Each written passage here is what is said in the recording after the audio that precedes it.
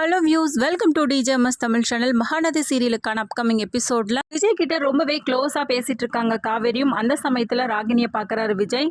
அங்கிருந்து அதை பார்த்துட்டு ரொம்பவே எரிச்சலோட ராகினியும் கிளம்புறத பார்த்த விஜய் அதுக்கப்புறம் காவேரி கிட்ட கேட்குறாங்க, இப்பதான் எனக்கு புரியுது அப்படின்னு சொல்லிட்டு. என்ன புரியுதுங்க அப்படின்னு சொல்லிட்டு காவேரியும் கேட்க, இவ்வளோ நேரம் ராகினிக்காக தானே இந்த ஆக்ட் பண்ணிட்டு இருந்த அப்படின்னு சொல்லிட்டு விஜயம் கேட்க, ஓ அங்கேருந்து அப்படியே லைட்டாக வந்து ராகினி இருக்கிற இடத்த பார்த்துட்டு கிளம்பிட்டாளா அப்படின்னு சொல்லிட்டு சிரிச்சுக்கிட்டே, இல்லை பாஸ், நான் உங்ககிட்ட சொன்னது எல்லாமே உண்மைதான், ஆனால் லைட்டாக சீன் போட்டது என்னமோ கரெக்டு தான் அப்படின்னு சொல்லிட்டு சொல்ல வராங்க. இந்த பக்கம் விஜயோட மனசுக்குள்ள இவளை நம்பி வந்து ஃபோட்டோ ஷூட்டுக்கு ஒத்துக்கலாமா அப்படின்னு சொல்லிட்டு நினைக்க, இந்த பக்கம் காவேரியும் எப்படியோ ஃபோட்டோஸ் வந்து எடுத்துடணும் அப்படின்னு சொல்லிட்டு நினைக்கிறாங்க. மறுநாள் காலையில் காவேரி என்ன பண்ணுறாங்க, ஃபோனை கையில் வச்சுக்கிட்டு என்ன பண்ணுறாங்க, இங்கிட்டும் அங்கிட்டும் நடந்துட்டு இருக்காங்க. அந்த சமயத்தில் மேலே ராகினி இருக்காங்க. என்ன இவ இங்கே சுத்திட்டு இருக்காளே, இவளை ஏதாவது பண்ணணுமே அப்படின்னு நினைச்சு என்ன பண்றாங்க, காவேரி இப்படி அங்கிட்டும் இங்கிட்டும் நடந்துட்டு இருக்கும் போதே அங்க இருந்து துணி துவைச்ச தண்ணி எடுத்துட்டு வந்து மேல வந்து சலால்னு ஊத்துறாங்க காவேரி மேல.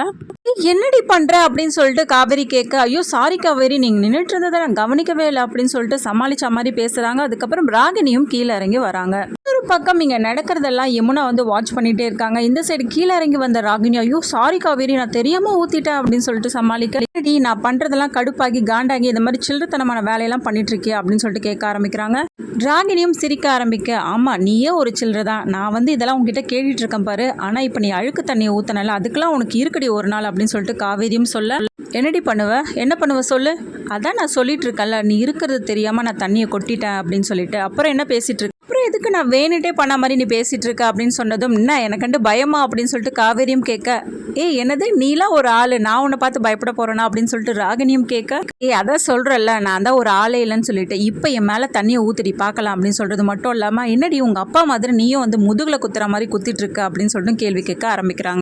எங்க அப்பாவை பத்தி எதுக்கு இதில் இழுக்கிற அப்படின்னு சொல்லிட்டு கோவத்தோட வந்து கேட்க, நீ தான் நான் சொல்லிட்டு இருக்கேன்ல, உனக்கு தைரியம் இருந்தா இப்போ என் மேல தண்ணி எடுத்துட்டு வந்து ஊத்து பார்ப்போம் அப்படின்னு சொல்லிட்டு காவேரியும் கேட்க, இந்த பக்கம் ரொம்பவே கோவத்தோட இருக்க யமுனாவும் கங்காவும் இப்பவே அவளுக்கு ஒரு பாடத்தை நம்ம புகட்டணும் அப்படின்னு சொல்லிட்டு நினைச்சுக்கிட்டு அவங்க அம்மா துணி துவைச்சிட்டு இருந்த தண்ணி எடுத்துட்டு வந்து என்ன பண்றாங்க, அப்படியே பேசிட்டு இருக்கும்போது ராகினி மேல ஊத்திடுறாங்க. ஐயோ சாரி ராகினி, நான் தெரியாம ஊத்திட்டேன் அப்படின்னு சொல்லிட்டு சொல்றாங்க யமுனாவும். அம்மா ராகினி, நான் இங்க இருந்து நான் பார்க்கவே இல்லை அப்படின்னு சொல்லிட்டு கங்காவும் சொல்றாங்க. இதனால ரொம்பவே கடுப்பாகி போய் நிக்கிறாங்க. என்னடி நினைச்சிட்டு இருக்கீங்க, அக்காவும் தங்கச்சியும் சேர்ந்துக்கிட்டு எல்லாம் என்ன பழி வாங்குறீங்களா அப்படின்னு சொல்லிட்டு ராகினி கோவத்தோட பேச, நான் ஏமா உன்னை அப்படி பண்ண போறேன் அப்படின்னு சொல்லிட்டு ரொம்பவே நேக்கா பேச ஆரம்பிக்கிறாங்க. இதுக்கெல்லாம் சேர்த்து ஒரு நாள் உங்களுக்கு எல்லாருக்கும் இருக்கடி அப்படின்னு சொல்லிட்டு அங்கிருந்து ரொம்பவே வெறுப்போட அங்கிருந்து கிளம்புறாங்க ராகினி. அவங்க 3 பேரும் சிரிச்சு சிரிச்சு பேசுறதை பார்த்து ரொம்பவே கடுப்பாகி நிக்கிறாங்க. இந்த மாதிரி ஒரு வேலையை பண்ண அப்படின்னு சொல்லிட்டு யமுனாவை பார்த்து கேட்க, வேற என்னக்கா பண்றது, அவ அங்கிருந்து தண்ணி ஊத்துவா, நம்ம அப்படியே பார்த்துட்டு நிக்கணுமா அப்படின்னு சொல்லிட்டு யமுனாவும் சொல்றாங்க. இப்படி பாடம் சொல்லி கொடுத்தாதான் கொஞ்சம் நாச்சு அடங்குவா அப்படின்னு கங்காவும் சொல்றாங்க.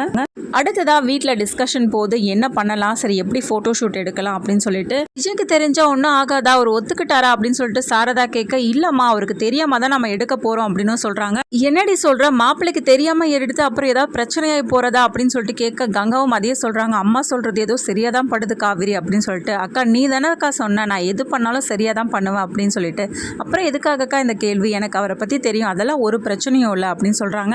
பாட்டிமாவும் அதான் இவ்வளவு தூரம் சொல்றாளே, அவங்க வீட்டுக்கார் மேல அவ்வளவு நம்பிக்கை வச்சிருக்காவா, அதுக்கப்புறம் எதுக்கு சாரதா இதை மாதிரி பண்ணிட்டு இருக்க அப்படின்னு சொல்லிட்டு சொல்றாங்க. அப்புறம் எப்படி போட்டோ ஷூட் எடுக்கலாம் அப்படின்னு சொல்லிட்டு யோசிச்சுட்டு இருக்க தருணத்துல யமுனா வந்து மொபைல் போனை எடுத்து ஏதாவது ஐடியாஸ் கிடைக்குதான்னு பாக்குறாங்க. அந்த சமயத்துல பாட்டி சொல்றாங்க, எப்பவுமே நீங்க சுயமா யோசிக்கவே மாட்டீங்களா, இந்த காலத்து பிள்ளைங்க எல்லாமே மொபைல் போன் பார்த்து தான் கத்துப்பீங்களா அப்படின்னு சொல்லிட்டு கேள்வி கேட்க, ஓகே பாட்டி நீ அந்த காலத்து மனுஷி தானே, அப்போ நீ வந்து ஏதாவது சொல்லலாம்ல, ஐடியாஸ் கொடுக்கலாம்ல அப்படின்னு சொல்லிட்டு யமுனாவும் கேட்க, அதுக்கப்புறம் சொல்றாங்க, அப்பளத்தை வச்சு ஒரு போஸ் கொடுக்குற மாதிரி ஃபோட்டோஸ் எடுத்தா என்னடி அப்படின்னு சொல்லிட்டு பாட்டிமா சொல்ல, அதை கேட்டு காவிரியும் சூப்பர் பாட்டி நல்ல ஐடியா கொடுத்துருக்கீங்க அப்படின்னு சொல்லிட்டு சொல்ல, சரிடி எப்படிடி அப்பளத்தை கொடுத்து விஜய் கிட்ட ஃபோட்டோ ஷூட் பண்ணுறது அப்படின்னு சொல்லிட்டு கேட்க, விடுமா அதெல்லாம் நான் பார்த்துக்கிறேன், ஒரு பிரச்சனையும் இல்லை அப்படின்னு சொல்கிறாங்க. நீ அப்பளம் மட்டும் எனக்கு சுட்டு கொடுத்துறியா அப்படின்னு சொல்லிட்டு காவிரியும் கேட்குறாங்க. அதுக்கப்புறம் பாட்டியம்மா தான் கேட்குறா, இல்லடி ஓகே சொல்லுடி அப்படின்னு சொல்கிறாங்க. ஓகே நான் போய் அவரை ரெடி பண்ணிவிட்டு ஃபோட்டோ ஷூட் எடுக்க ஆரம்பிக்கிறேன், நீங்கள் அதுக்கப்புறம் ஏதாவது ஐடியாஸ் இருந்தால் சொல்லுங்கள் எப்படி எடுக்கலாம் அப்படின்னு சொல்லிட்டு அங்கேருந்து கிளம்புறாங்க. அங்கேருந்து வந்த காவேரி படங்கள்லாம் வந்து ஷூட் பண்ணுற மாதிரி கையில் வச்சு லொக்கேஷன்லாம் வந்து பார்த்துட்டு இருக்காங்க. அங்கே வந்து தாத்தா என்னம்மா பண்ணிட்டு இருக்க, ஏதோ படம் எடுக்கிற மாதிரி வியூலாம் பார்த்துட்டு இருக்கே அப்படின்னு சொல்லிட்டு கேட்டேன். ஆமாம் தாத்தா ஃபோட்டோ ஷூட் பண்ண போகிறேன், நான் உங்ககிட்ட சொல்லியிருந்தேன்ல அப்படின்னு சொல்லிட்டு சொன்னேன். யாருமா மாடல் வந்துட்டாங்களா அப்படின்னு சொல்லிட்டு கேட்க, உங்களுக்கு நல்லா தெரிஞ்சவங்க உள்ளே ரெடி ஆகிட்டு வரேன்னு சொல்லிட்டு போயிருக்காங்க அப்படின்னு சொல்லிட்டு காவேரியும் சொல்ல, யாருமா சொல்கிறேன், எனக்கு தெரிஞ்சவங்களா, அது யாரு அப்படின்னு சொல்லிட்டு தாத்தாவும் கேட்க, யாரு தாத்தா, எல்லாம் உங்கள் விஜய் பேரன் தான் அப்படின்னு சொல்லிட்டு சொல்ல, என்னம்மா சொல்கிற அப்படின்னு சொல்லிட்டு ஷாக்காகிறது மட்டும் இல்லை, ஆமாம்மா அவன் ரொம்ப பிஹேவ் பண்ணியிருந்திருப்பானே ஒத்துக்கிட்டானா அப்படின்னு சொல்லிட்டு தாத்தா கேட்க, இல்லை தாத்தா அவருக்கு நான் எடுக்க போகிறேன்றதே தெரியாது, அப்புறம் எப்படிம்மா அப்படின்னு சொல்லிட்டு கேட்க, இல்லை தாத்தா நான் ஃபோட்டோ ஷூட் வந்து எடுக்கிற மாதிரி அவர்கிட்ட சொல்லியிருக்கேன், ஆனால் நான் எடுத்துருவேன் அப்படின்னு சொல்லிட்டு காவிரியும் சொல்கிற தருணத்தில் விஜய் அங்கேருந்து வராங்க. வாங்க பாஸ் ரெடி ஆயிட்டீங்களா அப்படின்னு சொல்லிட்டு கேட்குறாங்க. ஆமாம் நான் ரெடி ஆகிட்டேன், யாரும் ஃபோட்டோகிராஃபர் யாரும் வரலையே அப்படின்னு சொல்லிட்டு விஜய் கேட்க, அதான் அந்த ஃபோன் இருக்குல்லங்க மொபைல் ஃபோனை வச்சு நிறைய ஃபோட்டோஸை நம்ம ஷூட் பண்ணலாம் அப்படின்னு சொல்லிட்டு காவிரியும் சொல்கிறாங்க. பாருங்க தாத்தா காவிரி ஏதோ டிபி நல்லா இல்லை, நான் வச்சிருக்க ஃபோட்டோ நல்லா தானே தாத்தா இருந்தது டிபியில், அப்புறம் நல்லா இல்லை இதை ஃபோட்டோ ஷூட் எடுக்கலாம் அப்படி இப்படின்னு ஏதோ சொல்லிட்டு இருக்கா அப்படின்னு சொல்லிட்டு தாத்தா கிட்ட சொல்கிறாங்க. அதான் அவள் தான் எடுக்கிறேன்னு சொல்கிறாள்ப்பா, அதான் பார்க்கலாம் எப்படி எடுக்கிறாங்கன்னு சொல்லிட்டு அப்படின்னு சொல்லிட்டு தாத்தாவும் சொல்கிறாரு.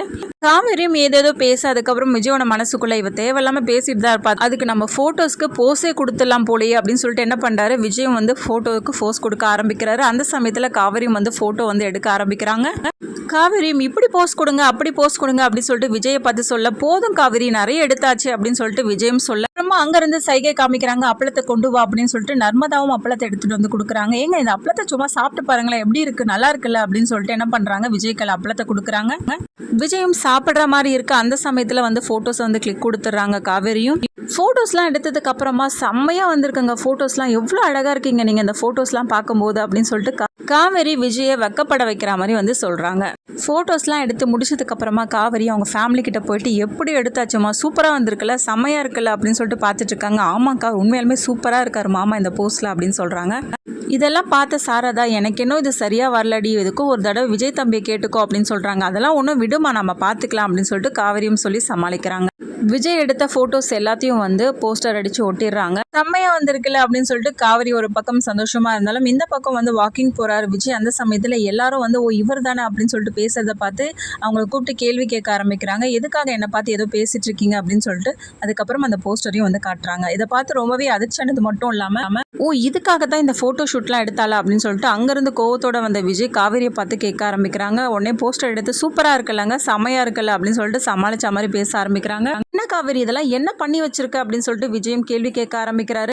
இந்த விஷயத்தினால விஜய் காவேரி மேலே கோவப்பட்டு பேசாமல் இருக்கிறாரா இல்லையா இதெல்லாமே தெரிஞ்சுக்கலாம். அதுக்கு மறக்காம நம்ம சேனலை வந்து சப்ஸ்கிரைப் பண்ணிக்கோங்க, கூடவே இருக்க அந்த பெல் ஐக்கானும் கிளிக் பண்ணிடுங்க. அப்போ தான் நான் போடுற அடுத்தடுத்த வீடியோஸ் உங்களுக்கு நோட்டிஃபிகேஷனில் வரும். ஓகே வியூஸ், தேங்க்ஸ் வாட்சிங் திஸ் வீடியோ.